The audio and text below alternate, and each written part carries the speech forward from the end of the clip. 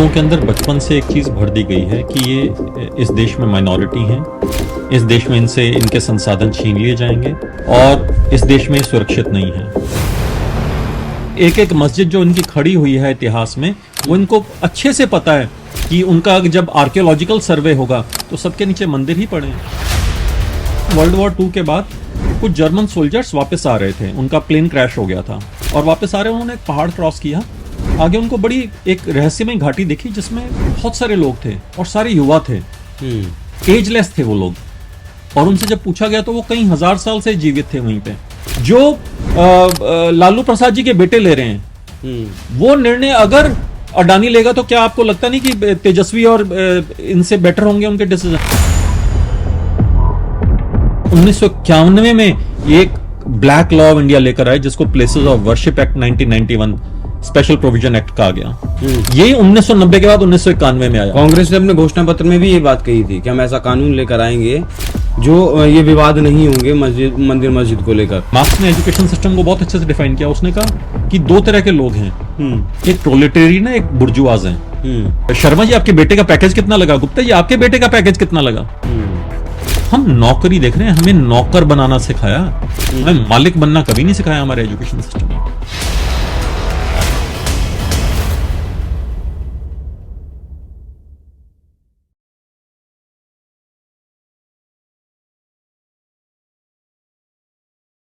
नमस्कार, NMF news पर आप सभी का बहुत स्वागत। मैं हूं आपके साथ अभिषेक पुंडीर। आज बात करेंगे, आज के इस खास कार्यक्रम में बात करेंगे देश में जो मौजूदा राजनीति चल रही है, मौजूदा हलचल जो है, साथ ही बात करेंगे धर्म की, बात करेंगे सनातन की, बात करेंगे और बात करेंगे कि जो मौजूदा हालात देश के हैं वो उसके बाद हमारा भविष्य क्या होगा। बातचीत के लिए मेरे साथ आज इस पॉडकास्ट में मौजूद है स्वामी विशालानंद जी। बहुत बहुत स्वागत सर आपका। धन्यवाद, नमस्कार।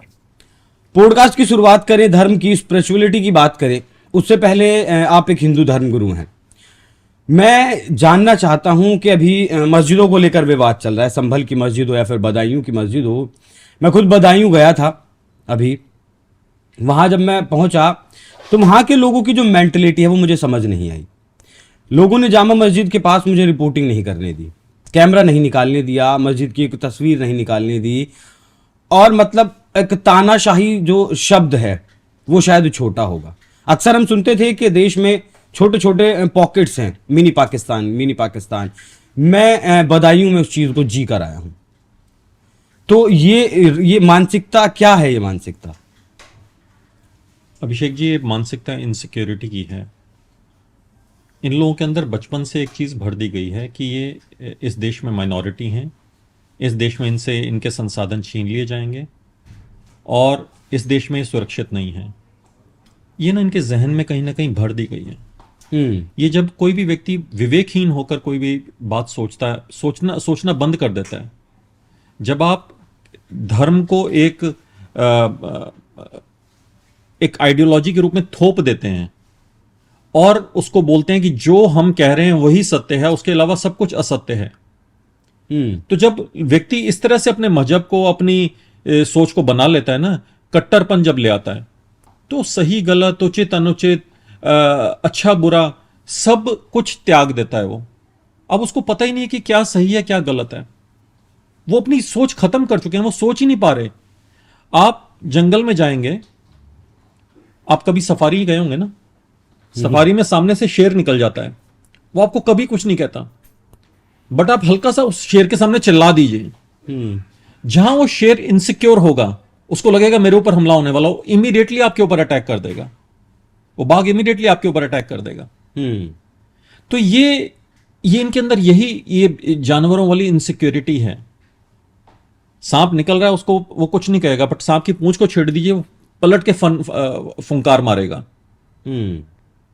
तो ये इनसिक्योरिटी है ना, ये जब लगता है कि अच्छा मेरी जान को खतरा है, ये अननेसेसरीली अब इनके ऊपर थोप दी गई है।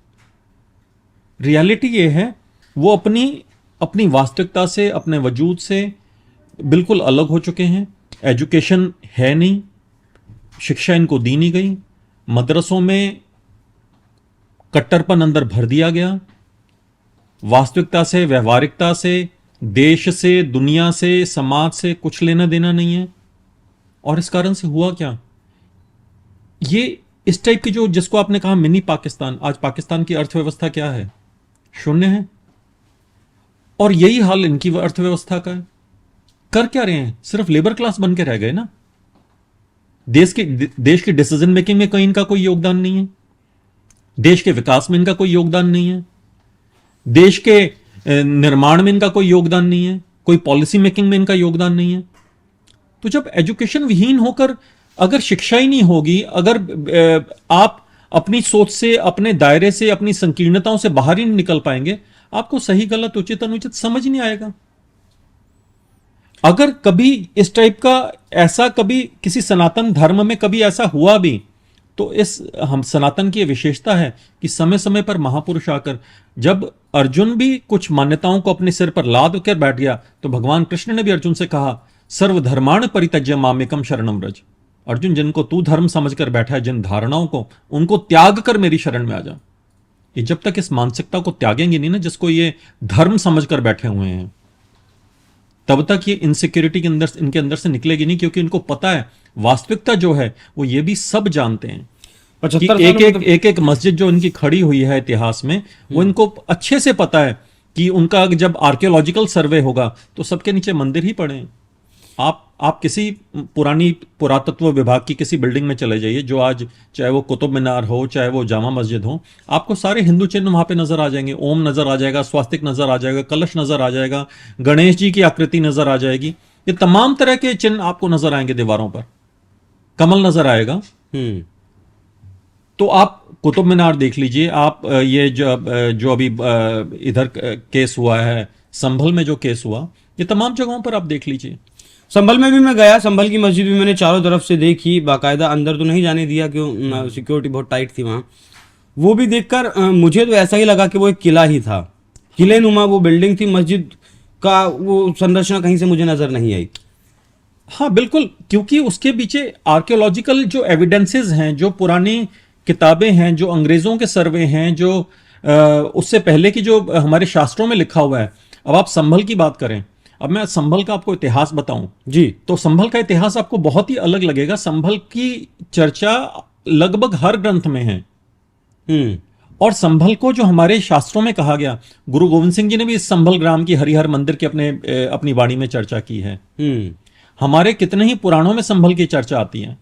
और संभल को अगर वास्तविकता में देखेंगे तो जो एक्चुअल संभल वैली है, जिसको दुनिया के अलग अलग भाषाओं में अलग अलग तरह से उसको वर्णित किया गया, तिब्बत में उसे शांग्रीला कहा गया, हिंदू धर्म ग्रंथों में उसे संभल कहा गया, उसे ज्ञानगंज कहा गया, उसे सिद्धाश्रम कहा गया। ये अलग अलग शास्त्रों में इसका वर्णन है। और इसके साथ एक कहानी भी जुड़ी हुई है, मैं आपको बताता हूं। ये फिजिकल रूप से संभल यूपी के एक जगह पे है, एक संभल बिहार में है, एक संभल उड़ीसा में है।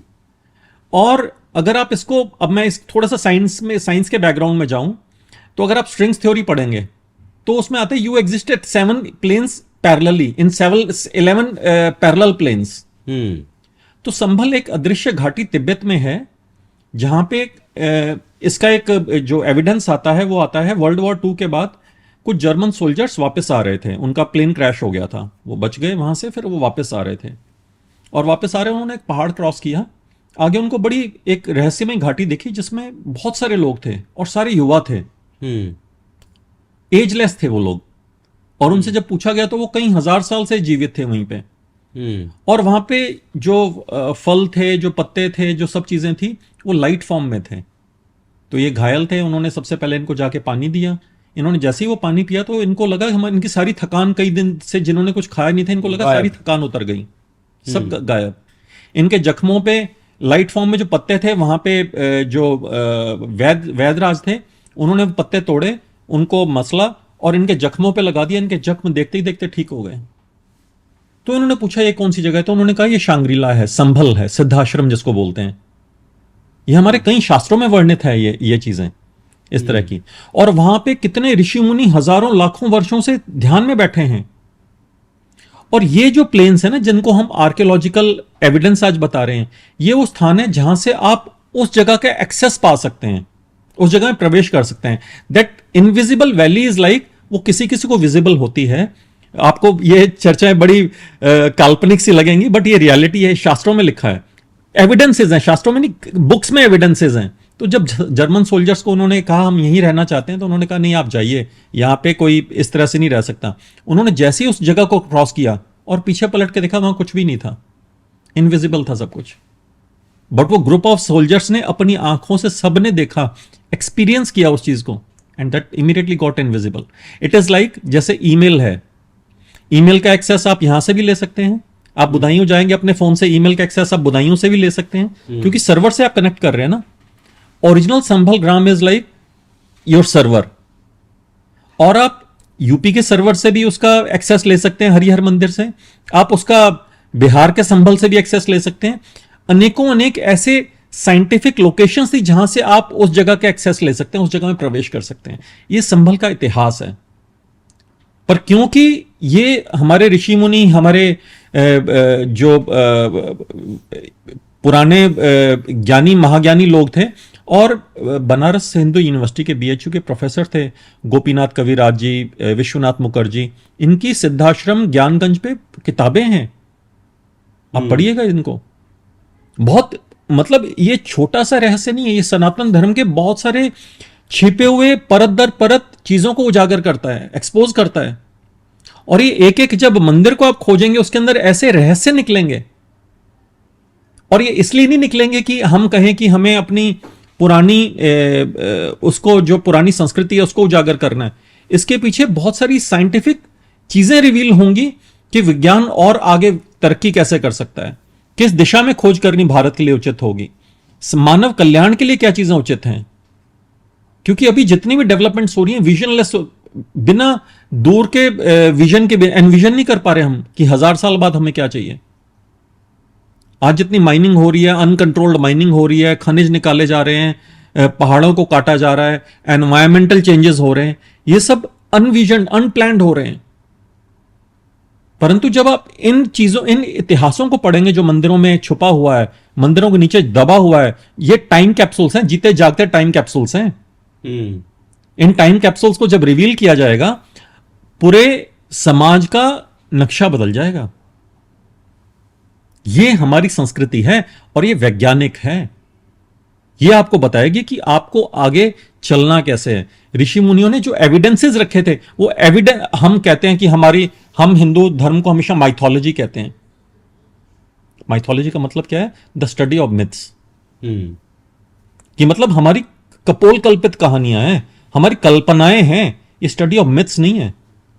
ये साइंटिफिक एविडेंस बेस्ड सारी स्टडीज हैं जो उन टाइम कैप्सूल्स में दबी पड़ी हैं। कैसे बाहर आएंगे वो? और वही बाहर लानी है, जिसको बाहर लाने के लिए जब भी अमृत का समुद्र का मंथन होता है, तो सुर और असुरों में युद्ध तो होता ही है।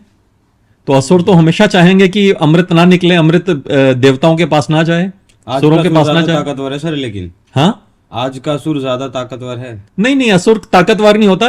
असुर की खासियत ये होती है, उसको पता होता है कि अंत में हार उसी की है, पर फिर भी वो अंत तक लड़ता है। और सुर हार पहले ही छोड़ के बैठ जाता है, अरे छोड़, इस पागल से क्या लड़ना। जो देवता है वो पहले ही त्याग करके बैठ जाते हैं, अरे इन मूर्खों से क्या लड़ना, ये तो राक्षसी वृत्ति के हैं। परंतु उसको, असुर को पता होता है कि अंत में हार उसी की है, फिर भी वो लड़ता है, पूरा अंत तक संघर्ष करता है। आज का असुर बहुत डरा हुआ है सर। नहीं, डरा हुआ नहीं है, बस उसको थोड़ा सा जगाने की जरूरत है, क्योंकि बहुत सारी चीजें अभी बातें करेंगे तो निकलने। कब जागेगा? 800 साल जो है मुगल आए, गुलाम आए, अरब आए, 200 साल अंग्रेज रहे, अभी भी 75 साल हो गए, स्थितियां भयावह लगातार होती जा रही। कब जागेगा? मुझे तो नहीं लगता। लगातार छोटे छोटे हिस्से कटते जा रहे हैं। अफगानिस्तान गया, पाकिस्तान गया, अफगानिस्तान बना, सिंध और पंजाब का पाकिस्तान बना, बंगाल का बांग्लादेश बना। अब लगातार सिकुड़ते तो जा रहे हैं, और कहाँ जाएंगे? मुझे तो जो है, माफ कीजिएगा, लेकिन मुझे अंत जो है नजदीक नजर आता है। मुझे लगता है कि आज की सिचुएशन देखकर, जितना मैं घूम रहा हूं फिलहाल आजकल, और ये चीजें जो घट रही हैं उन्हें देख रहा हूं, ये देश गृह युद्ध की तरफ बढ़ रहा है बहुत जल्दी। नहीं, अंत स्थिर प्रारंभा। जब हमें अंत नजर आने लग जाता है, सोचिए वो एक नए युग की शुरुआत है। और ये जो समय है, ये ट्रांसफॉर्मेशन का समय है, ये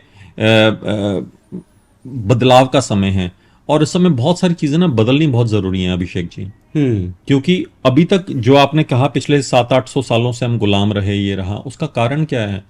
आज भी एक तो हम भारत की जो उत्पत्ति लेते हैं वो लेते हैं, भारत का इतिहास हम काउंट करना शुरू करते हैं 15 अगस्त 1947 से। भारत सिर्फ 15 अगस्त 1947 को नहीं भारत ने जन्म लिया, भारत का सिर्फ ट्रांसफर ऑफ पावर हुआ था 15 अगस्त 1947 को। भारत तो हजारों लाखों साल पुराना है। एक तो सबसे पहले हमें वहां पे जाना पड़ेगा। दूसरा, फिर हमने जो डेमोक्रेटिक स्ट्रक्चर बनाया उसमें हमने ये कहा कि पंचवर्षीय योजना। तो अभी कोई भी सरकार आती है वो सिर्फ ये सोचती है कि मुझे 5 साल में क्या करना है। कोई व्यक्ति अगले 50 साल में क्या होगा, 100 साल में क्या होगा, 500 साल में क्या होगा, 1000 साल में क्या होगा, ये एनविजन ही करके नहीं चलता। भारत 1947 में ट्रांसफर ऑफ पावर हुआ, चाइना में 1949 में ट्रांसफर ऑफ पावर हुआ। बट चाइना ने उस समय डिसाइड किया कि मुझे अगले 100 साल का विजन डिफाइन करना है। अब उसके बाद सत्ता पे कोई भी बैठे वो उसी विजन डॉक्यूमेंट पे काम करेगा, उसी विजन पे काम करेगा। और उन्होंने उस विजन पे काम करते करते करते करते आज चाइना देखिए कहां है, हमारे से बहुत पीछे था। कम्युनिस्ट है सर चाइना, हम चाइना थोड़े हो सकते हैं। कम्युनिस्ट नहीं हो सकते, परंतु विजन तो डिफाइन कर सकते हैं। हम विजन ही डिफाइन नहीं कर रहे। फिर बहुत सारी चीजें हमारे डेमोक्रेटिक स्ट्रक्चर में बहुत सारी कमियां भी हैं, जिन कमियों को हमें दूर भी करना पड़ेगा। अच्छा सर, स्ट्रक्चर ये डेमोक्रेटिक सही है या जो चाइना में चलता है सरकार चलाने का, देश चलाने का? देखिए, हमारे शास्त्रों में कहा गया है आनो भद्रा कर्तव्यो यंतो विश्वता। अच्छी चीजें आपको कहीं से भी मिले ना, वहां से उठा लेनी चाहिए। कुछ चीजें आपको कैपिटलिस्ट लोगों में भी अच्छी दिखेंगी, आपको वो भी उठानी चाहिए। कुछ चीजें आपको कम्युनिस्ट में भी अच्छी, कम्युनिज्म में भी अच्छी दिखेंगी, आपको वहां से भी उठानी चाहिए। कुछ चीजें आपको सोशलिस्ट स्ट्रक्चर में भी अच्छी दिखेंगी, आपको वहां भी उठानी चाहिए। एज ए होल कोई भी स्ट्रक्चर परमानेंटली ठीक नहीं हो सकता। जो ठीक हो सकता है वो सिर्फ इंसान ठीक हो सकता है, इंसान की बुद्धि ठीक हो सकती है। तो जब हम उठा रहे थे, हमने अपने देश का संविधान कई देशों के संविधान से उठाया, तो अच्छी अच्छी चीजें क्यों नहीं उठाई? हाँ, क्योंकि हमारा संविधान अगर मोस्ट ऑफ द पार्ट देखोगे तो दुनिया के बहुत सारे देशों में अब जो हमारा प्रियम्बल है, we the people of India, यही we the people of France है, यही we the people of United States है, यूनाइटेड स्टेट्स ऑफ अमेरिका है। तो ये तो बहुत कॉमन है। हमने संविधान में बहुत सारी चीजें, और उस समय भी मुझे लगता है कम था। और ये अमेंडमेंट एक बड़े लेवल पे होनी बहुत जरूरी है कि समाज में ना दिखे। अब जैसे एक छोटा सा एग्जांपल देता हूं, चाइना ने कम्युनिस्ट था, उन्होंने 100 साल का विजन डिफाइन किया। हम पंचवर्षीय योजना से ऊपर बढ़े नहीं, जबकि होना क्या चाहिए था, 1000 वर्ष का हमारे पास विजन डॉक्यूमेंट होना चाहिए था। जितनी गहरी हमारी, जितनी रिच हमारा कल्चर है, जितना रिच हमारा इतिहास है, उसके हिसाब से हमारे पास 1000 साल का विजन डॉक्यूमेंट होना चाहिए था। मोदी जी ने एक स्पीच में बोला था ना कि 1000 साल पहले राजाओं ने जो गलती की वो आज हम भुगत रहे हैं। तो आज हम वो गलती ना करें कि 1000 साल, आने वाले 1000 साल के लोग भुगते हैं। दूसरी चीज, हमें अगर, ये तो चाइना की बात हुई, दूसरा अगर यूएस के डेमोक्रेटिक स्ट्रक्चर में देखें, वहां पे सिर्फ एक व्यक्ति होता है जिसका इलेक्शन होता है, वो है प्रेसिडेंट। बाकी सारे इलेक्टेड नहीं होते, बाकी सारे प्रेसिडेंट के द्वारा सिलेक्टेड होते हैं। और उसके द्वारा क्या होता है कि वो ऐसे ऐसे लोगों को लेते हैं कि उनके कंट्री के लिए क्या लोग अच्छे हैं। हमारे यहां जरा सा कुछ हो जाए, हम कहते हैं अरे ये तो पूंजीपतियों की सरकार है, चाहे कोई भी सरकार है। नहीं, अमेरिका में खुलकर पूंजीपति सपोर्ट करते हैं सरकार का। हाँ, हम कहते हैं तो पूंजीपतियों की सरकार है, ये तो फलां, ये तो बिक गए, ये तो सरकार ने सब बेच दिया। जबकि अगर अमेरिकन डेमोक्रेसी देखो, वहां पे सिर्फ प्रेसिडेंट का इलेक्शन हुआ, उसके बाद अब जो अभी सेक्रेटरी ऑफ डिफेंस है अमेरिका का बाइडेन गवर्नमेंट में, वो एक आर्म्स कंपनी से आया हुआ है, आर्म्स कंपनी का प्रेसिडेंट था। सेक्रेटरी ऑफ स्टेट है, उनके रिलेटिव बोइंग के वाइस प्रेसिडेंट हैं। तो वो लोग खुल के, अब जो सेक्रेटरी ऑफ डिफेंस है, उन्होंने जिस आर्म्स कंपनी से हैं, सारी मिसाइल जो यूक्रेन में भेजी हैं, जो रशिया पे दागी जा रही हैं, उनकी कंपनी की हैं।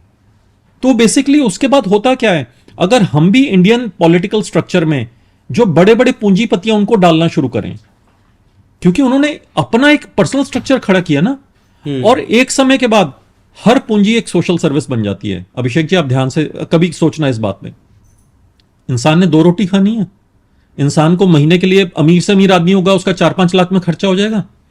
उसके बाद जो उसकी पूरा बिजनेस होता है वो सोशल सर्विस हो जाती है, वो एम्प्लॉयमेंट प्रोवाइड करने में लग जाता है।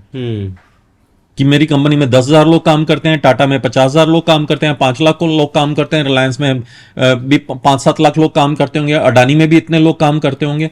तो ये उसके बाद तो सोशल सर्विस बन गई ना, एम्प्लॉयमेंट जनरेट कर रहे हो ना। मतलब आप खुले तौर पे कहने के अंबानी अडानी को राजनीति में आना चाहना चाहिए। बिल्कुल आना सारा चाहिए। विवाद अडानी के ऊपर चल नहीं, रहा है नहीं, सर। अगर वो आएंगे नहीं, वो जो डिसीजंस ब्यूरोक्रेट्स ले रहे हैं, जो आईएएस लोग ले रहे हैं, जो लालू प्रसाद जी के बेटे ले रहे हैं, वो निर्णय अगर अडानी लेगा तो क्या आपको लगता नहीं कि तेजस्वी और इनसे बेटर होंगे उनके डिसीजन? बिल्कुल, वो उस चीज को जीते हैं, वो उनका काम है। वो गरीबी की बात नहीं करेंगे, वो बताएंगे अमीरी लानी कैसे है। कैसे है, हाँ, ये नेता बताते हैं कि हम गरीब हैं, लेकिन वो बताएंगे अमीर बनना कैसे है। अमीर बनना कैसे है। तो जिसके पास ये फॉर्मूला है उसको क्यों नहीं लाया जा सकता राजनीति में, खुले तौर पे क्यों नहीं लाया जा सकता? वो एम्प्लॉयमेंट जनरेट करेगा ना। अगर आपने 2 करोड़ एम्प्लॉयमेंट का टारगेट रखा है, वो 2 करोड़ का एम्प्लॉयमेंट अगर 20 लाख वो अपनी अकेले की कंपनी में कर रहा है, वो ऐसी 50 और कंपनीज खड़ी कर सकता है, क्योंकि उसका तो लाइफ का टारगेट पूरा हो चुका है। उसको जो 2 रोटी खानी है वो कमा चुका है अगले 10 जन्म के लिए। अब उसको अगर राजनीति में ले आया जाए खुले तौर पर, वो बताएगा कि हमारा चाइना से हम कंपटीशन में कैसे इस काम को बीट कर सकते हैं, हम अमेरिका से कैसे आर्म्स में आगे निकल सकते हैं, हम टेक्नोलॉजी से जापान और कोरिया से कैसे आगे निकल सकते हैं, हम कल्चर में कैसे नंबर 1 हो सकते हैं। तो जो जिस फील्ड के एक्सपर्ट्स हैं, आप उनको पद्मश्री देकर छोड़ देते हैं, भाई कुछ हुआ नहीं ना। At the end of the day आपके लिए तो कोई यूटिलिटी नहीं हुई ना। उसने अपनी ट्राइब के लिए, अपनी सोसाइटी के, अपनी कम्युनिटी के लिए किया, आपने पद्मश्री दे दिया कि छत्तीसगढ़ के, झारखंड के इन ट्राइबल व्यक्ति को हमने दिया। आपने उसको मुख्य धारा में लाकर उसको उस काम को 100x करने के लिए क्यों नहीं यूटिलाइज किया? यही कोई प्राइवेट कॉर्पोरेट हाउस होता, उसको उठाता और एंगेज कर लेता अपने बेनिफिट के लिए। हमने नहीं किया। होना तो ये चाहिए था ना कि जिसके पास ये गुण है, जिसके पास ये हुनर है, उसको मेन स्ट्रीम में लाओ, उसकी एनर्जीज को यूटिलाइज करो और उसको एंगेज करो। जी, बहुत अच्छी, आपने बहुत नई बात जो है बताई है जिस तरीके से। ये अमेरिकन कम्युनिस्ट, अमेरिका में खुलकर है, अमेरिका में नहीं है। अब डोनाल्ड ट्रंप की गवर्नमेंट में आ गया ना, एलॉन मस्क आ गया। हाँ, एलॉन मस्क ने खुले में ओपन सपोर्ट किया। बिल्कुल बिल्कुल बिल्कुल बिल्कुल। तो चलिए कानूनों की बात करते हैं थोड़ी सी। आपने भी कानूनों की बात की, वर्शिप एक्ट को लेकर बहुत विवाद है, वक्फ एक्ट को लेकर बहुत विवाद है, तो बताइए कि पहले किस पर बात करेंगे? नहीं, सभी भारत में यही चक्कर है ना। ये सारे काले कानून, ये बेसिकली जो आपने जामा मस्जिद की बात कही कि आपके साथ बुदाइयों में जो हुआ, हाँ, ये क्यों हुआ? क्योंकि अच्छा, एक बताइए, सारे इस देश में, बताऊं, इस देश में, हाँ बताइए। जो वकील हैं केस लड़ रहे हैं वक्फ बोर्ड की तरफ से, मस्जिद कमेटी की तरफ से, और मस्जिद कमेटी के सदस्य भी हैं, उनका कहना है कि चंद्रचूड़ साहब ने जो फैसला दिया 2022 में, क्या ठीक है ढांचा नहीं बदल सकते, लेकिन उसकी मूल संरचना आप जान सकते हैं। सर्वे का आदेश काशी में दिया गया था, वो आप जान सकते हो, आपका अधिकार है। तो वो कह रहे हैं कि वो चंद्रचूड़ साहब का फैसला ही गलत है। नहीं, उन्होंने सुप्रीम कोर्ट के सीजीआई को गलत ठहरा दिया। आप वकील साहब सबसे बढ़िया हैं। तो यही तो उनका अपनी भारत के डेमोक्रेसी पे विश्वास है। यही तो बताता है कि वो कितना अपनी न्याय प्रणाली पे विश्वास करते हैं, अपने इस संविधान पे कितना विश्वास करते हैं। ये तो उनका यहीं से पता लग जाता है। और फिर कहते हैं जय भीम जय मीम। फिर वो जय भीम का नारा देते हैं, बट विश्वास नहीं है ना भीम पे ना मीम पे। तो ये दिक्कत तो यही है। तो बात ये है कि ये भारत के ना कुछ काले कानून रहे हैं, और ये किसी को भी समझ नहीं आया कि कई कानूनों की जरूरत ही क्या थी। मैं घटना शुरू करूंगा 1857 में। 1857 में भारत में ईस्ट इंडिया कंपनी का राज था। ठीक है। और उन्होंने इतनी अति कर दी थी कि एक टाइम आ गया कि भारत से सारा सोना ले गए, भारत के सारे रिसोर्सेज ले गए, और सारे रिसोर्सेज ले जाने के बाद भी, जैसे लाला नहीं होता कि भाई तूने मूल तो चुका दिया, अब इसका ब्याज कब चुकाएगा, और वो जनरेशन बाई जनरेशन बंधुआ मजदूर बनाकर रखा हुआ है। तो यही अब हो गया 1857 में, जब उन्होंने इतनी अति कर दी। तो भारत जब वो एक पीक आ जाती है ना, चरम आ जाता है ना, तो चरम सीमा आ गई, तो ये फूटा भारत के पूरे उसमें संग्राम की एक ज्वाला फूटी। और 1857 में एक तरफ से मंगल पांडे, एक तरफ सन 57 में चमक उठी। सन 57 में वो तलवार पुरानी थी, खूब लड़ी मर्दानी, वो तो झांसी वाली रानी थी। ये चारों तरफ से, बुंदेलखंड से भी, इधर मंगल पांडे, उधर साउथ से, तो महाराष्ट्र से, सब जगह से ना एक साथ आवाजें उठने लगी, विरोध की आवाजें उठी। और उन्होंने ईस्ट इंडिया कंपनी के शासन को कुचल के रख दिया, और इमीडिएटली फिर यूके को इंटरवीन करना पड़ा, ईस्ट इंडिया कंपनी को हटाया गया, और इमीडिएटली वहां पे कानून बदले गए, और ब्रिटिश राज आया, ब्रिटिश गवर्नमेंट बनी। उससे पहले, अच्छा बहुत कम लोगों को लोग यही कहते हैं इंग्लिश गवर्नमेंट थी, अरे उससे पहले ईस्ट इंडिया कंपनी थी, उसके बाद ब्रिटिश गवर्नमेंट बनी, उसके बाद सरकार ने अपने हाथ में वो सारा ले लिया, कंपनी को हटाकर, कंपनी राज हटाकर अपने हाथ में ले लिया, और फिर कानून बनाए। इसलिए आप कितने भी कानून, आईपीसी और सीआरपीसी जो बनी थी, आप जब भी ये एक्ट्स पढ़ेंगे तो 1860 लिखा होता है, सोसाइटीज रजिस्ट्रेशन एक्ट 1860। किसी का ध्यान नहीं जाता 1860 में क्यों लिखा हुआ है। 1860 के कानून अभी तक चले आ रहे थे। हाँ, लॉर्ड मैकाले के जो लिखे जिसको इन्होंने म्यूटिनी कहा, वो म्यूटिनी था, वो स्वतंत्रता संग्राम था, एक संग्राम था, आजादी का आंदोलन था, और उसके बाद इन्होंने कानून बनाए इमीडिएटली। ऐसे ही भारत में, अयोध्या में, तो ये जो कानून बने 1857 के बाद बने। 1990 में अयोध्या में गोलीकांड हुआ श्री राम जन्मभूमि को लेकर, और राम जन्मभूमि को लेकर जब गोलीकांड हुआ तो उसके बाद उन्होंने वहां पे पूरा संग्राम हुआ, ये हुआ। 1990 में गोलीकांड हुआ, निहत्थे बेकसूर राम भक्तों पे माथे में चुन चुन कर गोलियां मारी गई, और उसके बाद 1991 में एक ब्लैक लॉ ऑफ इंडिया लेकर आए, जिसको places of worship act 1991 special provision act कहा गया। इसके बाद जैसे 1857 के बाद 1860 में आया, ये 1990 के बाद 1991 में आया। कांग्रेस ने अपने घोषणा पत्र में भी ये बात कही थी कि हम ऐसा कानून लेकर आएंगे जो ये विवाद नहीं होंगे मंदिर मस्जिद को लेकर, बट 91 के लोकसभा चुनाव में। और फिर क्या आपको लगता है कि राम मंदिर सच में विवाद था? नहीं, ये कोई विवाद है ही नहीं। इसको हमारी सारी लॉ की बुक्स में इसको कंट्रोवर्सी दिखाया गया, कंट्रोवर्सी थी नहीं। तो बड़ा क्लियर फैक्ट था कि भैया अयोध्या तो सारे शास्त्रों, सारे ग्रंथों, दुनिया भर में, आप इंडोनेशिया चले जाइए, बाली चले जाइए, जहां जाएंगे आप वहां पे राम की चर्चा, और वहां पे अयोध्या की चर्चा है। पूरी दुनिया में रामलीला मनाई जाती है, और वहां पे राम की चर्चा है, और जहां राम की चर्चा है वहां राम जन्मभूमि। परंतु जब आप इसको पढ़ते हैं, काले कानून को पढ़ते हैं, प्लेसेस ऑफ वर्शिप एक्ट को पढ़ते हैं, इसके ऊपर जो डिबेट हुई, इसमें तो ये सबसे पहले तो इसको स्वीकार करने से मना किया गया कि राम का अस्तित्व ही नहीं था, ये राम का जन्म स्थल ही नहीं है, वो राम तो काल्पनिक थे। और ये डिबेट तब भी आई थी जब राम सेतु तोड़ने की बात की गई थी। सिर्फ चंद पैसों के लिए, एक शिप को पाथवे देने के लिए, रूट देने के लिए आपने राम सेतु को तोड़ने तक की बात कर दी थी। और तब भी कहते थे कि संसद में कहा गया था, डॉक्यूमेंटेड है, रिकॉर्डेड वो हैं कि राम का तो कोई अस्तित्व ही नहीं था, राम तो काल्पनिक कैरेक्टर हैं। आपने उसके बाद जब ये हुआ, जब डिबेट हुई, आपने इतना मजाक बनाया भारतीय संस्कृति और हिंदू धर्म का। आपने यहां तक कहा कि अच्छा, मैं तो अंग्रेजी में एक नेता थे, जो रूलिंग पार्टी थे उनके नेता थे, उन्होंने कहा अच्छा मैं तो इंग्लिश में बोलना चाहता हूं, परंतु मेरे विपक्षी दल के लोगों को अंग्रेजी समझ नहीं आती, चलो मैं इनके लिए हिंदी में बोल देता हूं। फिर दूसरे सज्जन एक बात कहते हैं, भारत तो कभी गुलाम हुआ ही नहीं था, वी वर नेवर इन्वेडेड। ये तो सारी स्टोरीज हैं, it was just a new culture, new idea, new religion which came to us. क्योंकि इन्होंने ओवर द पीरियड ये इतिहास बनाया हुआ, ये नैरेटिव्स बनाए हुए हैं over the period of time कि अच्छा, अगर आप ये कह रहे हो कि भारत में कभी इन्वेजन हुआ ही नहीं, तो फिर आप आजादी की सारा श्रेय क्यों ले रहे हो कि हमने अपना खून बहाया आजादी के लिए? आप एक तरफ पार्लियामेंट में ये कानून लाने के लिए कह रहे हो, we were never invaded, there was no intrusion, it was just a new religion, new idea, new culture. जब आप पार्लियामेंट में ये चीज बोल रहे हो, और ये सर क्यों बनाया गया? क्योंकि इससे पहले ये सारी स्टोरीज, नैरेटिव्स बनाए गए कि भारत में भी जो आर्यन है ये भी बाहर से आए थे। ये सारे नैरेटिव्स इसीलिए बनाए गए। और रोमिला थापर तो अपनी बुक में यहां तक लिखती हैं कि राम, लक्ष्मण, सीता ये उत्तर से दक्षिण भारत की तरफ गए, ये दक्षिण में इन्वेजन था आर्यंस का।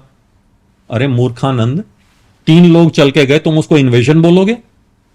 3 लोग पैदल जा रहे हैं, आप उसे आक्रांता बोल दोगे? आप उसे इन्वेजन बोल दोगे? ये कितना साइलेंटली लोगों का ब्रेन वॉश किया गया। इन एकेडमिशियंस ने बच्चों को पीएचडीज कराई, वो पीएचडीज फिर प्रोफेसर्स बने, जिन्होंने वो पीएचडी की वो प्रोफेसर बने, उन्होंने आके की जनरेशंस को, और ये इस तरह से ट्रिकल डाउन होता गया। ये पूरा एक पिरामिड स्ट्रक्चर जो बना ना, इसने पूरा एक भविष्य खराब कर दिया। मतलब इन्होंने राम मंदिर के अस्तित्व से समाप्त वो कर दिया। चलो आपने आपने वो कहा कि चलो ठीक है, हमारे ऊपर इन्वेजन हुआ ही नहीं, फिर आपकी पार्टी आजाद देश को आजाद स्वतंत्रता दिलाने का श्रेय क्यों लेती है? जबकि स्वतंत्रता इन्होंने भी नहीं दिलाई। स्वतंत्रता के पीछे एक बहुत अलग रीजन था। सुभाष चंद्र बोस जाके हिटलर से मिले थे। वर्ल्ड वॉर 2 में इनका फाइनेंशियल बैकबोन टूट चुकी थी यूरोप की पूरी, और उस समय उनके पास था कि सारी कॉलोनीज को एज इट इज छोड़ के आओ, ट्रांसफर ऑफ पावर करो, अपने बंदों को दो और सब कुछ उनको दे के वापस आ जाओ। अभिषेक जी, आज आप डीप स्टेट की बात बांग्लादेश के लिए करते हैं ना, बांग्लादेश में डीप स्टेट काम कर रही है, भारत में भी कर रही है, भारत में आजादी के समय से कर रही है। जिन लोगों ने राम भक्तों के माथे पे भ्रिकुटी पे गोलियां चलाई, वो आज भी भारत के एक्टिव पॉलिटिक्स में बैठे हैं। ये डीप स्टेट नहीं तो क्या था? जिन लोगों ने काले कानून लाए, हिंदुओं को इतना वो कर दिया कि आप इस काले कानून के अगेंस्ट अपील भी नहीं कर सकते, जबकि हमारे प्रियम्बल में लिखा गया जस्टिस, फ्रेटर्निटी, पीस, इक्वालिटी, ये वर्ड्स हमारे प्रियम्बल में हैं। कहां का जस्टिस? आपका कानून ऐसा था कि आप कोर्ट में जाके अपील भी नहीं कर सकते। आपको घर में किसी ने डकैती डाल दी, आप पुलिस में कंप्लेंट भी नहीं कर सकते कि मेरे घर डकैती हो गई है। नहीं, आपको ट्रिब्यूनल में जाना पड़ेगा। इसमें तो ट्रिब्यूनल भी नहीं है, इस एक्ट में तो ट्रिब्यूनल भी नहीं है। वक्फ में तो ट्रिब्यूनल है, इसमें तो ट्रिब्यूनल भी नहीं है। खत्म ही कर इसमें आप अपील ही नहीं कर सकते। प्लेसेस ऑफ वर्शिप एक्ट में आपकी जमीन ले ली गई, आपके मंदिर ले लिए गए। पांडवों ने 5 गांव मांगे थे, हमने तो सिर्फ 3 मंदिर मांगे थे भाई साहब। आपने हमें 3 मंदिर देने से मना कर दिया। आपने राम मंदिर को भी पहले हटा रहे थे कि राम मंदिर को भी एक्सेप्शन नहीं रखना, फिर आपने सिर्फ एक राम मंदिर को एक्सेप्शन रखा बहुत विरोध के बाद, और उसके बाद भी आपने कहा कि इसके बाद और कोई किसी के ऊपर वो नहीं होगी। आपने 15 अगस्त 1947 के बाद, भारत का जन्म क्या 15 अगस्त 1947 को हुआ था? It was just A transfer of power. चलो एक बात और करता हूं। आपने कहा कि भारत को आजाद कराने के लिए हमारे पूर्वजों का हाथ था। इंडोनेशिया, मलेशिया, वियतनाम, उनको किसने आजाद कराया? वो भी तो कॉलोनीज थी ना। उनको किसने आजाद कराया? तो अगर आजाद कराने में आपका हाथ होता तो आपने उधर तो नहीं गए, और वो देश बहुत छोटे थे, उनके अंदर इतनी पावर नहीं थी कि वो अंग्रेजों की सत्ता को उठाकर उखाड़कर फेंक पाए। बेसिकली अगर आप as a whole collective whole picture देखेंगे तो इसके पीछे बहुत बड़ा हाथ हिटलर का था, जिससे सुभाष चंद्र बोस जाकर मिले।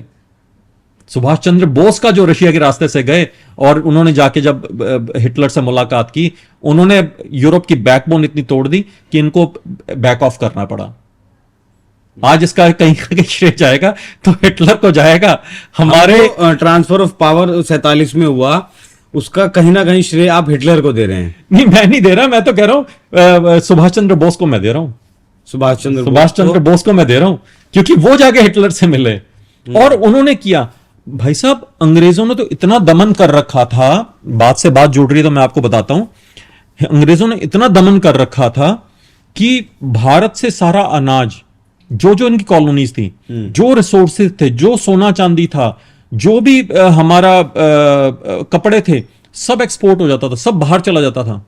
हमें सिल्क रूट, स्पाइस रूट हमारे यहां होता था ना, ये सिल्क रूट, स्पाइस रूट से सारा कुछ हमारे देश से ले गए बाहर लूट कर। यह हालत हो गई थी कि बंगाल फेमाइन आया, हमारे पास खाने के लिए दाने नहीं थे। वियतनाम, आज हम मजाक करते हैं ना कि वियतनाम के लोग तो कीड़े खाते हैं, छिपकलियां खाते हैं, मेंढक खाते हैं। ये आपको कभी सोचा इतिहास में? कभी इसकी रिसर्च जाके करना बैकग्राउंड में, क्यों खाते हैं? ऐसा नहीं था कि उनको ये चीजें अच्छी लगती थी। उनके सारी जो वन संपदा थी, जो फसल थी, सब कुछ ब्रिटिशर्स ले जाते थे। इनके लिए सर्वाइवल बहुत इंपॉर्टेंट था कि जिंदा रहना बहुत जरूरी है। इनको जो मिला वो खा के इन्होंने गुजारा किया। Over the period of time ये उनके टेस्ट बड्स डेवलप हो गए उस चीज को लेकर।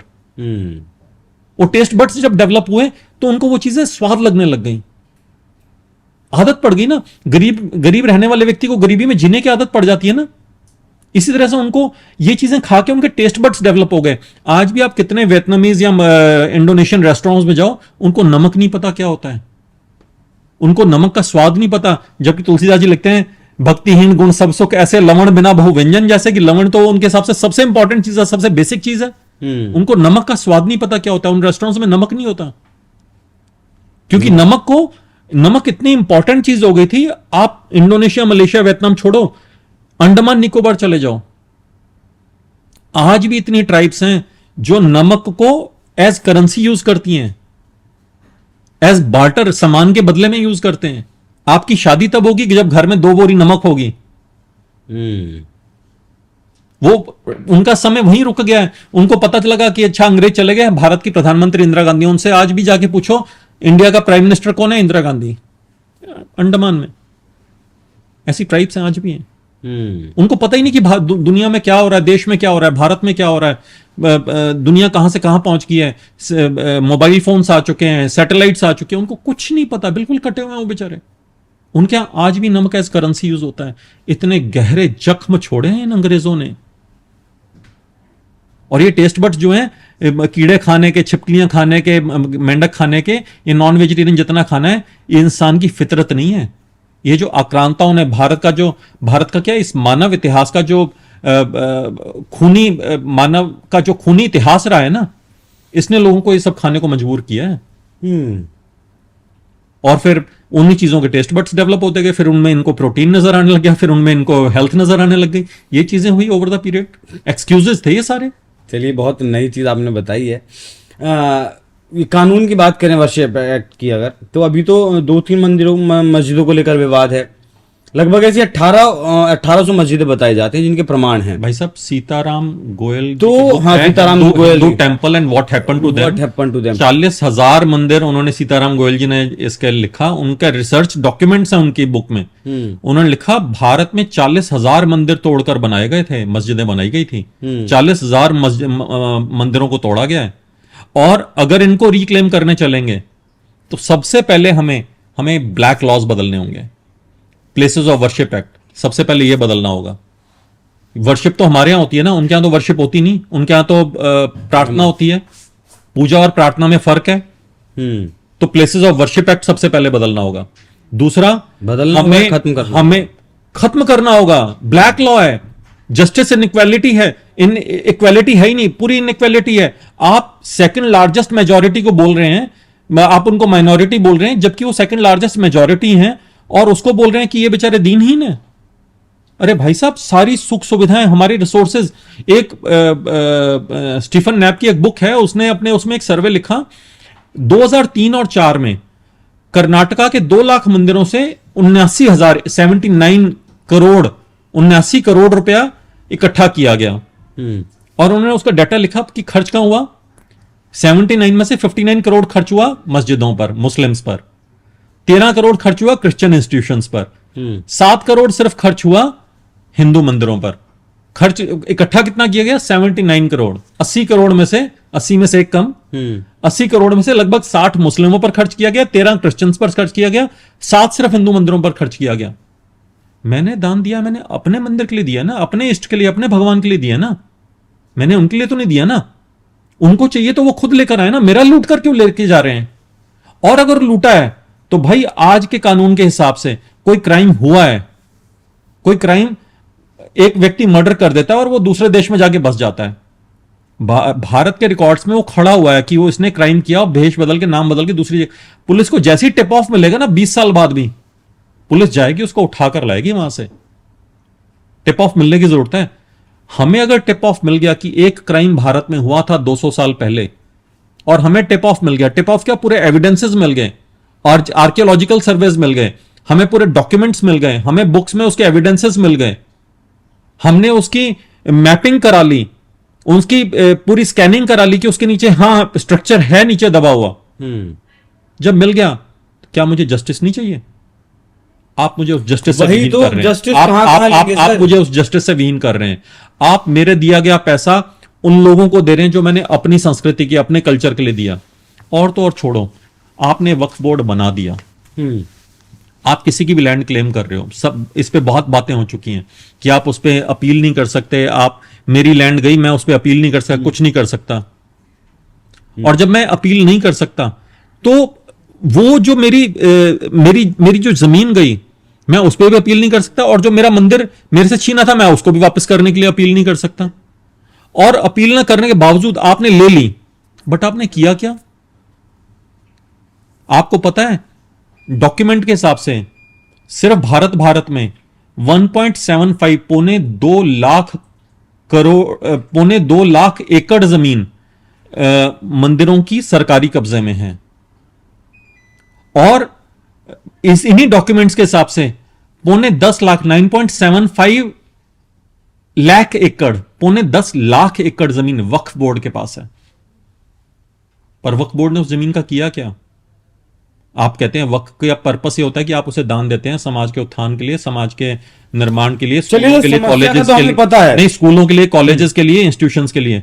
वक्फ ने आज तक एक भी हॉस्पिटल बनाया, एक भी यूनिवर्सिटी बनाई, एक भी स्कूल बनाया? नहीं बनाया। आप सिर्फ तिरुपति मंदिर को देख लीजिए, मैं हिंदू इंस्टीट्यूशंस की तो बात ही छोड़ दूं, हजारों ऐसे हैं। केरला के मंदिर ले लो, मैं सिर्फ एक तिरुमल, दिल्ली में वेंकटेश्वरा कॉलेज है, टीटीडी देवस्थानम ट्रस्ट चलाता है उसको, तिरुपति तिरुमला देवस्थानम ट्रस्ट चलाता है। Venkateswara college, Venkateswara school, hospitals, universities इनकी चलती हैं दिल्ली तक में, पूरे इंडिया में चलती है कि कोने में, और इंडिया से बाहर भी संस्कृत गुरुकुल चलते हैं इनके। जबकि पैसा, अधिकतर पैसा 85% पैसा सरकार लेकर जा रही है, सिर्फ 15% पैसे से हम अपना रखरखाव भी कर रहे हैं और इतनी यूनिवर्सिटीज भी चला रहे हैं। आप सोचो ये सारा पैसा हमारे पास आ रहा होता, हम कितने इंस्टीट्यूशन चला रहे होते, कितनी संस्कृति का विकास कर रहे होते, क्या कुछ बना चुके होते हम अपने देश में। जो पैसा हमारे पास नहीं आ रहा, उसके बावजूद हम इतना कर चुके हैं, और अगर होता तो हम क्या ही कर चुके होते। समाधान क्या है सर? समाधान, समस्या का तो पता है, समाधान क्या सरकार कर पाएगी? सरकार को बिल्कुल, इसीलिए तो चाणक्य कहते हैं ना कि देश को नुकसान दुर्जनों की दुर्जनता से नहीं है, सज्जनों की निष्क्रियता से है। जो युवा हैं, जो नए लोग हैं, नई जनरेशन है, इनको एक्टिव पॉलिटिक्स में आना होगा, पढ़े लिखे लोगों को आना होगा, विद्वान लोगों को आना होगा, विवेकशील लोगों को आगे आना होगा, और उनको लाकर इन चीजों को बदलना पड़ेगा। दिक्कत यह है कि हमारी एजुकेशन सिस्टम जो बना दिया गया ना अभिषेक जी, वो सिर्फ इतना बना दिया गया कि हम ये सोचते हैं अच्छा हमने ये पढ़ाई कर ली जो पढ़ाई किसी काम की नहीं है। मुझे बचपन में मुझे यह भी याद है, मुझे को स्कूल में पीरियोडिक टेबल याद कराया गया, HHELI BCNOF NE NA MG AL SI PCNOF, मतलब ये आज तक मेरी कहीं यूटिलिटी नहीं हुई। मुझे क्यों इतनी मेहनत कराई गई थी भाई? मैंने 3 महीने लग के पूरी गर्मियों की छुट्टियां बिता के पीरियोडिक टेबल याद किया था। हम तो याद ही नहीं कर पाए थे सर। मैं कहता रहा हूं ये किस लिए याद कराया गया था मुझे? इसकी कोई यूटिलिटी नहीं थी, बस ये करा दिया गया अच्छा ये करोगे तो ये मार्क्स मिलेंगे। उस मार्क्स की लाइफ में यूटिलिटी क्या है? कोई यूटिलिटी नहीं है। मार्क्स की एक कहानी बताता हूं, कार्ल मार्क्स की। मार्क्स ने एजुकेशन सिस्टम को बहुत अच्छे से डिफाइन किया। उसने कहा कि 2 तरह के लोग हैं, एक प्रोलेटेरियन है, एक बुर्जुआज है।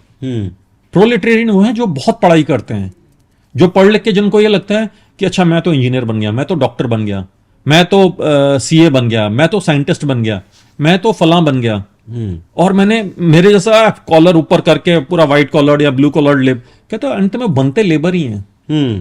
कहते वो इतनी मेहनत करते हैं, इतनी मेहनत करते हैं, हद से क्या करेंगे, ब्यूरोक्रेट बन जाएंगे। और कहते दूसरे हैं बुर्जुआज, ये फ्रेंच वर्ड है, बोर्गियोज वर्ड है एक्चुअली, अगर इसको पढ़ोगे तो बुर्जुआ उनको बोलते हैं। कहते दूसरे हैं बुर्जुआज। बुर्जुआज क्या करते हैं? बुर्जुआ अपने बच्चों को पढ़ाते नहीं, स्कूल नहीं भेजते, उसको होम एजुकेशन देते हैं। वो उसको सिर्फ उतना ही पढ़ाएंगे जितना उसको इन प्रोलेटेरियन को कंट्रोल करने के लिए चाहिए। और वो चाहे वो तेजस्वी यादव हो या उसका भाई वो जो है तेज प्रताप यादव हो, उनको पढ़ने की जरूरत नहीं है, वो बुर्जुआज हैं। वो पढ़ के उतना ही कर रहे हैं कि मुझे ये जो IAS किया ना, इसने UPSC क्लियर किया, चाहे UPSC टॉपर है, वो उसको मुझे कंट्रोल कैसे करना है। और वो इंजीनियर्स को, इन डॉक्टर्स को, इन सबको कंट्रोल कर रहा है वो बुर्जुआ। तो हमारी एजुकेशन सिस्टम बुर्जुआ नहीं बना रही, हमारी एजुकेशन सिस्टम प्रोलेटेरियंस बना रही है। कि हमें ये लगता है अच्छा ये कर लिया, अच्छा शर्मा जी आपके बेटे का पैकेज कितना लगा, गुप्ता जी आपके बेटे का पैकेज कितना लगा। हम नौकरी देख रहे हैं, हमें नौकर बनाना सिखाया। हमें मालिक बनना कभी नहीं सिखाया हमारे एजुकेशन सिस्टम ने। इसलिए जो मैंने पहले बात कही थी ना कि हमारी एक्टिव पॉलिटिक्स में ये लोग आने चाहिए और फिर उनको वो करना चाहिए, क्योंकि वो बुर्जुआ क्या कर रहा है, वो बुर्जुआ आपको डिवाइड कर रहा है। पहले आपको नौकरी में डाल रहा है, फिर आपको कह रहा है नौकरी में ग्रोथ चाहिए, आपको बेस्ट एम्प्लॉय अवार्ड देगा, फिर आप उसी में उलझे रहोगे, आप अपनी सोशल लाइफ में नहीं जाओगे, आप शादी नहीं करोगे बहुत एज तक, फिर आप शादी नहीं करोगे, आपके आगे संतानें भी नहीं होंगी, बट आपको लग रहा है यार दिस इज फ्रीडम। फिर एक पूरा नैरेटिव बन रहा है सिनेमा के द्वारा, वो कह रहा है अच्छा दिस इज फ्रीडम, ये वाली फ्रीडम हमें चाहिए, हम बंद के क्यों रहे हैं परिवारों में। वो पूरा एक नैरेटिव क्रिएट हो रहा है, और वो नैरेटिव क्रिएट हो रहा है, उसके बाद क्या हो रहा है, आपकी शादी नहीं हो रही, शादी हो रही है तो बहुत लेट एज में हो रही है, फिर आपके बच्चे नहीं हो रहे, और हो भी रहे हैं तो फिर आपने एक संतान की हद से कि आपका एजुकेशन बहुत महंगा है, मैं अपने बच्चों को पढ़ा लिखा नहीं पाऊंगा। और वो जो है जो आपको जामा मस्जिद का सर्वे नहीं करने दे रहे, वो कह रहे ये तो अल्लाह की देन है, मुझे करना ही नहीं, मुझे पढ़ाना ही नहीं, स्कूलों में भेजना ही नहीं। हमने उन स्कूलों की फीस 5-5 लाख रुपए दे के हमने आगे वो दूसरा बच्चा नहीं किया, अपनी संतानें नहीं, अपनी प्रोजेनी आगे नहीं बढ़ाई, अपनी जनरेशन आगे नहीं बढ़ाई, इनको पढ़ाएगा कौन। और वो माइंडसेट हमारा बना दिया गया गुलामी का ना। और उसके बाद क्या हुआ, जो आपका बच्चा था वो बचपन से अलूफ रहा, बचपन से अकेला रहा, उसको ना तो भाई का प्यार मिला, ना बहन का उसको पता लगा कि क्या होता है, भाई बहन क्या होते हैं, ना सिबलिंग्स पता है, ना उसको कजन्स पता है। As low as the child of second class they are having affairs in their schools. दूसरी क्लास के बच्चे कि मेरी ना फलां से मेरी वो फलां गर्लफ्रेंड है, मेरी फलां बॉयफ्रेंड है, दूसरी क्लास के बच्चे। अरे हमें टाई पहनना नहीं आता था, हमें बेल्ट लगाना नहीं आता था दूसरी क्लास में, आज उनकी गर्लफ्रेंड और बॉयफ्रेंड है।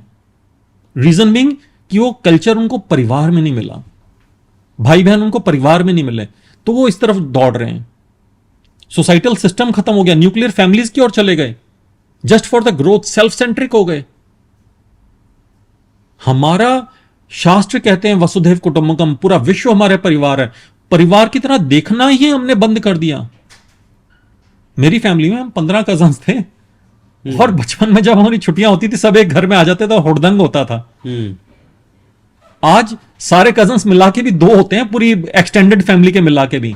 ग्रैंड पेरेंट्स का बच्चों को पता ही नहीं, उनको अंकल आंटी बोलते हैं, चाचा चाची, ताया ताई, मामा मामी, कुछ नहीं पता किसी को। बच्चे को वैल्यूज, वो प्यार कहां से मिलेगा। तो वीडियो गेम्स में ढूंढ रहा है, गेमिंग्स में गेमिंग्स आ गई, वर्चुअल दुनिया में चला गया, वो सोशल मीडिया पे जा रहा है, इंस्टाग्राम, ये आजकल वो नए नए वो आ गए, एप्स आ गई, टिंडर और पता नहीं क्या, बच्चे बच्चे जा रहे हैं उन चीजों पर। आप सोचो where we are heading towards, and is there anybody who is discussing और who is brooding on this. आपने ब्यूरोक्रेट बन गए, आपने आईएएस कर लिया, वो कर लिया, आप सोच क्या रहे हो कि अरे मुझे अपने जिले का दंगा कैसे निपटाना है। अरे आपका पर्पस था 1000 साल का विजन बनाना, आप 1000 साल का विजन नहीं बना रहे, आप अपने गली मोहल्ले की प्रॉब्लम्स को लेकर बैठे हो। एक आईएएस डिसाइड कर रहा है कि इधर नालियां कितनी चौड़ी बनेंगी, सड़कों की मोटाई क्या होनी चाहिए। ये हमारे ब्यूरोक्रेट्स का डिसाइड करने का काम है। अरे भाई थिंक बिग, अगर वो नहीं कर रहे फिर उसके ऊपर कुछ और लोग लाओ। somebody has to envision the country, somebody has to envision the humanity। हम अगले 50 साल में खत्म होने वाले नहीं है। आज सारे नेचुरल रिसोर्सेज को यूटिलाइज कर लेंगे, 200 साल बाद क्या होगा, 300 साल बाद क्या होगा, 500 साल बाद क्या होगा। बहुत सारी चीजें कंफ्लिक्ट हो रही हैं, परंतु एक होल पिक्चर देखने की जरूरत है। आज कास्टिज्म पे कर रहे हैं कि किसी ने कह दिया बटेंगे तो कटेंगे, बटेंगे तो, अरे रियलिटी है भाई। पहला कास्ट सेंसस अंग्रेजों ने कराया था 1860 में, आज आप कास्ट सेंसस मांग रहे हैं ना, जिन्होंने इतना अत्याचार कर दिया था इस देश पे। अत्याचार आक्रांताओं ने, आताताइयों ने कास्ट सेंसस हमेशा कराया है, और कास्ट बनाई भी उन्होंने। अंग्रेजों को लेबर चाहिए थी, जो आज हमें आज एजुकेटेड लेबर बना रहे हैं ना। आज आईटीआईज में या आईआईटीज में जाके, आईटीआई और आईआईटी में कोई बहुत ज्यादा फर्क नहीं रह गया, वो थोड़ी नीचे की लेबर है, वो थोड़ी ऊपर की लेबर है, इतना डिफरेंस रह गया है, लेबर ही। तो बेसिकली वो जो काम कर रहे हैं जिस लेवल पे उसको ले गए, आईआईटी या आईटीआईज वाले हों, वो बेसिकली आपके माइंडसेट को डिटेरियोरेट कर रहे हैं, आपको डिवाइड कर रहे हैं। उनको स्किल मैपिंग के हिसाब से अंग्रेजों ने डिवाइड किया था, ईस्ट इंडिया कंपनी ने, उनको जैसे स्किल्स चाहिए थे उन्होंने तरखानों को एक तरफ, जो कारपेंटर्स हैं उनको एक तरफ कर दिया, लोहारों को एक तरफ कर दिया, जूते का चमड़े का काम करने वालों को एक तरफ कर दिया, जो मरे हुए पशुओं का चमड़ा उतारते थे, जो कुछ और काम करते थे, सफाई कर्मी थे, उनको एक तरफ कर दिया, और ओवर द पीरियड उसको कास्ट बना दिया कि लोहार अलग कास्ट हो गया, सुनार अलग कास्ट हो गया, तरखान अलग कास्ट हो गया, फला नाई अलग कास्ट हो गया, जो मल्लाह है वो अलग कास्ट हो गया। अरे कहां से अलग कास्ट हो गया? आप कहते इतिहास में कहीं नहीं लिखा। वेद व्यास जी थे, ब्राह्मण थे। वेद व्यास जी के बेटे कौन थे? धृतराष्ट्र, पांडु और विदुर। धृतराष्ट्र और पांडु क्या थे? क्षत्रिय। विदुर क्या थे? वैश्य। और उनकी आगे संतानें क्या हुई? मतलब एक ही परिवार में। और उनके रिश्तेदार क्या हैं? यदुवंशी कृष्ण अपनी बहन की शादी अर्जुन के साथ करते हैं, सुभद्रा की।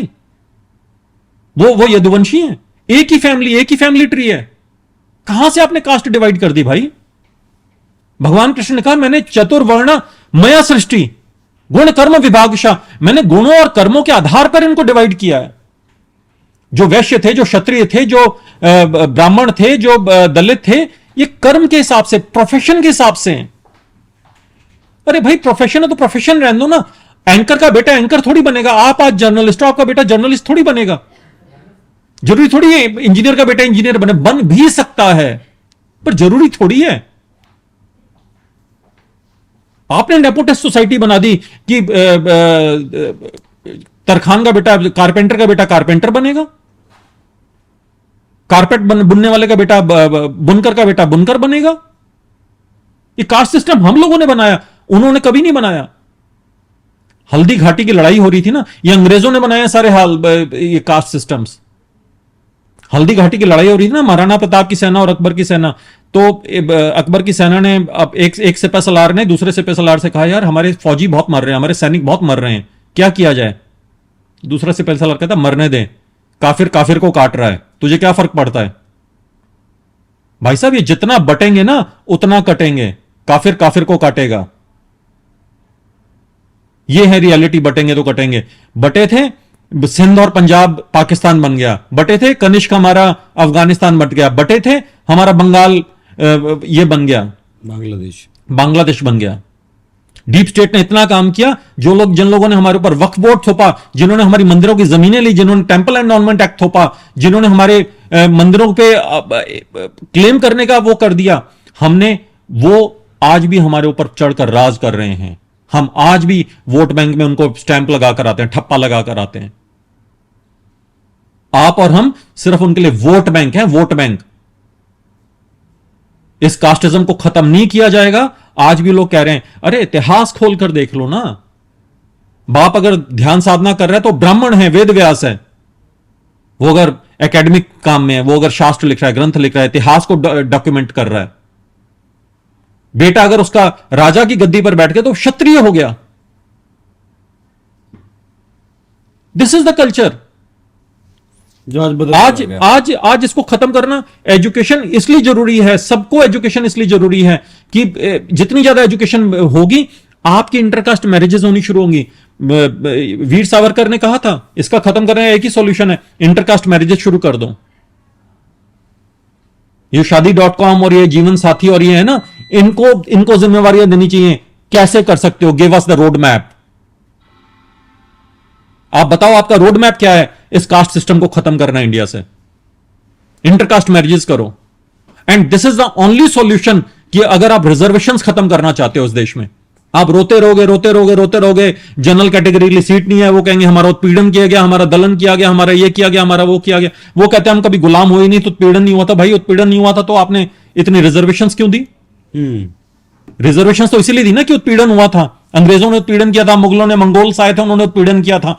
उनसे ज्यादा खतरनाक ये काले अंग्रेज हैं जो आज भी भारत में हमारी सत्ता के ऊपर बैठे हैं, हमारे ऊपर बैठ के जिन्होंने इतने साल आजादी से आज तक राज किया। भाई साहब 47 में विजन डॉक्यूमेंट बना दिया गया होता ना, अगले 100 साल में हमने ये करना है, और step by step year on year उस पर 1% कम करते गए होते हैं कि हाँ ये हो गया, now next this, now next this, now next this. किया ही नहीं। रैंडमली कहीं पे एक IIT बना दिया, अच्छा ठीक है हमने IITs बना दी, कहीं IIM बना दिया हमने, ठीक है एम्स बना दिया हमने, फलां। रैंडमली कोई व्यक्ति आया हाँ जी भाई साहब मुझे ये वाला स्किल है, हाँ तू ये वाला बना दे, तू ये चीज बना दे। बड़े विजन से देखेंगे चीजें रैंडम ग्रोथ हुई है, प्लान्ड ग्रोथ नहीं हुई। आज जितना मर्जी आप क्रेडिट ले लो, प्लान्ड ग्रोथ करने की जरूरत है, प्लान्ड ग्रोथ करने की जरूरत है, एनविजन करने की जरूरत है, उस पर स्टेप बाय स्टेप काम करने की जरूरत है। अगर उसको होता है तो उसको दोबारा से करेक्ट करने की जरूरत है, अगर करेक्शन मांगता है वो आपका विजन तो। That's why you need MBAs in the government. That's why you need these bureaucrats directly into the government. जो अब एस जयशंकर और तमाम लोग आए हैं, अश्विनी वैष्णव और हरदीप पुरी जो ब्यूरोक्रेट्स आए हैं, फॉर्मर ब्यूरोक्रेट्स आए हैं। हमें यंग ब्यूरोक्रेट्स भी चाहिए, हमें यंग बिजनेसमैन चाहिए, हमें अडानी अंबानी जैसे लोग, बिरला जैसे लोग पॉलिटिक्स में चाहिए, जो अपनी कंपनी के लिए 5 लाख जॉब्स क्रिएट कर सकते हैं, देश के लिए 50 करोड़ जॉब्स क्रिएट कर सकते हैं भाई साहब। बिल्कुल, जिसे जॉब क्रिएट करने का पता है, जिसे वही करेगा। बिल्कुल। तो क्या आखिरी सवाल सर बताइएगा, ये जो सरकार फिलहाल मौजूदा वक्त में है, क्या वो उस तरफ, उस विजन की तरफ बढ़ रही है? देखिए, एक अकेला व्यक्ति कुछ नहीं कर सकता। एक अकेला व्यक्ति अपना प्रयास जरूर कर सकता है, परंतु वो कहा भी है कि कौवा एक एक कंकड़ डाल के पानी ऊपर आता है। So something is better than nothing. But Robert Frost की एक पोएम आती है ना, woods are lovely dark and deep but have promises to keep, miles to go before I sleep. तो अभी रास्ता बहुत लंबा है, बहुत लंबा है भाई साहब। और आज की जो समय की जरूरत है वो है कि देश को किस दिशा में लेकर जाना है, देश के साथ क्या करना है, सभी पक्षधरों को बिठाया जाए। जिसकी जितनी पॉपुलेशन है, अगर वो 20% है, उनको बोला जाए तो मैं सिर्फ 20% रिसोर्सेज मिलेंगे। ये 80% है तो यहाँ 78% है, उनको 78% रिसोर्सेज मिलेंगे। वो अगर 2% है, उनको 2% रिसोर्सेज जेन्युइनली मिलेंगे। आप रिसोर्सेज की बात कर रहे हैं, लोग क्योंकि हमारे यहाँ आरक्षण की मांग कर लेंगे। ये दिक्कत ये है हमारे यहाँ कि हमारे यहाँ ना समय समय पर ऋषि मुनि महापुरुष समय समय पर आए। आप देखिए, ऐसा नहीं कि सनातन में कभी कुरीतियां नहीं, बहुत बार कुरीतियां आई। दूर जब कुरीतियां आई तो ऋषि मुनि आए, अवतार आए। एक समय में ऋषि मुनियों की बहुत कुरीतियां आई तो महात्मा बुद्ध आए। महात्मा बुद्ध ने उन कुरीतियों को खत्म किया। उन्होंने कहा जिसको तुम धर्म समझकर बैठे हो, जो आपने कल बुदाइयों में देखा, उन्होंने कहा मैं इसको धर्म मानता ही नहीं। पर उन्होंने अपनी पुस्तक धम्मपद ही लिखी। उन्होंने भी धर्म को ही पाली में धम कहा गया ना, तो उन्होंने पुस्तक अपनी भी, अपना ग्रंथ भी धम्मपद ही लिखा। उन्होंने कहा मैं इसको मानता ही नहीं। पर उनके जाने के बाद उन महापुरुष के रास्ते में भी कुरीतियां आई। फिर शंकराचार्य आए, उन्होंने उन कुरीतियों को दूर किया, उन्होंने भगा के निकाला। बट अब लोग, इतिहासकार क्या कहने लगे, जो जेएनयू में बैठे हैं, जो हैदराबाद और उस्मानिया यूनिवर्सिटी में बैठे हैं, कि शंकराचार्य बुद्धिज्म के परस्पर विरोधी थे। विरोधी नहीं थे भाई, उन्होंने कुरीतियों को समाप्त किया था। भगवान कृष्ण ने भी अर्जुन से कहा था कि अर्जुन, जिनको तू धर्म समझकर बैठा है, ये सिर्फ तूने धर्म के नाम पे अपने सिर पे बोझ लाद रखा है। त्याग इसको, फेंक इसको। सर्वधर्माण परित्यज्य मामेकम शरणं व्रज अहम त्वाम सर्व पापेभ्यो मोक्षयिष्यामि मा शुचः। तुझे लगता है कि इनको त्याग कर तुझे पाप का भागीदार बनेगा, मैं तुझे मोक्ष देता हूं। अर्जुन, इससे कोई वो नहीं होगा, ये सिर्फ तूने धारणाएं लाद रखी हैं। इन बेचारों ने, जो हमारे पूर्वजों के बच्चे जो कन्वर्ट हुए थे ना, ये सिर्फ धारणाएं लाद कर बैठे हैं। इनको वापस लाना है मुख्य धारा में, इनको सनातन से पुनः जोड़ना है। ये वो थे जो बड़ी जल्दी, जिनको वो हो गया। और आज भी ऐसे बहुत सारे लोग हैं जो कन्वर्ट हो रहे हैं गरीबी के चलते, पैसे के लालच में कन्वर्ट हो रहे हैं। और जब इनको प्रॉपर रिसोर्सेज मिलेंगे, इनको प्रॉपर एम्प्लॉयमेंट मिलेगी, प्रॉपर इनको मेन स्ट्रीम से मिलेंगे, इंटरकास्ट मैरिजेस होंगी, तो ये भी समाज की मुख्य धारा से जुड़ेंगे। इनको दूसरे धर्मों में जाने की जरूरत नहीं है। हमारे बच्चे हैं, हमारा परिवार है, हमारे लोग हैं। रोकना पड़ेगा इनको कहीं। Somewhere the things, the buck has to stop somewhere. बहुत बहुत शुक्रिया सर, आप स्टूडियो आए, आपने इतनी गहन जानकारी, इतनी गहन चर्चा की है सनातन के बारे में। और सबसे अच्छी चीज मुझे आपकी लगी कि आपने बताया, समस्या तो बताई, उसका समाधान भी साथ साथ बताया। भविष्य में क्या करना चाहिए हमें, कैसे हम ग्रोथ कर सकते हैं। वही चीज मैंने आप लोगों को शुरू में कही थी कि आज बात करेंगे धर्म की भी, संस्कृति की भी बात करेंगे, और साथ साथ बात करेंगे भविष्य की। लेकिन जिस भविष्य की हम बात करना चाहते थे, शायद उससे अलग बात हो गई। लेकिन ये देश के लिए बहुत सही है। जो नैरेटिव वार में, जिस नैरेटिव युद्ध में हम पिछड़ते आए हैं, अक्सर हारते हुए आए हैं, जिस वेस्टर्न कल्चर को हमने अपना लिया, अपनी करोड़ों साल पुरानी संस्कृति को हमने कहीं ना कहीं त्याग दिया, उसे छोड़ दिया, उससे हम हीन भावना अब हमारे अंदर आती है। तो उसे कहीं ना कहीं अब स्टॉप करने की जरूरत है, रोकने की जरूरत है और वापस से उन्हीं चीजों की तरफ जाने की जरूरत है जो हमारे भविष्य के लिए सही है। एक बार फिर सर आपका बहुत बहुत धन्यवाद। दर्शकों, आपको ये जो चर्चा हुई कैसी लगी कमेंट कर में जरूर बताइएगा। नमस्कार।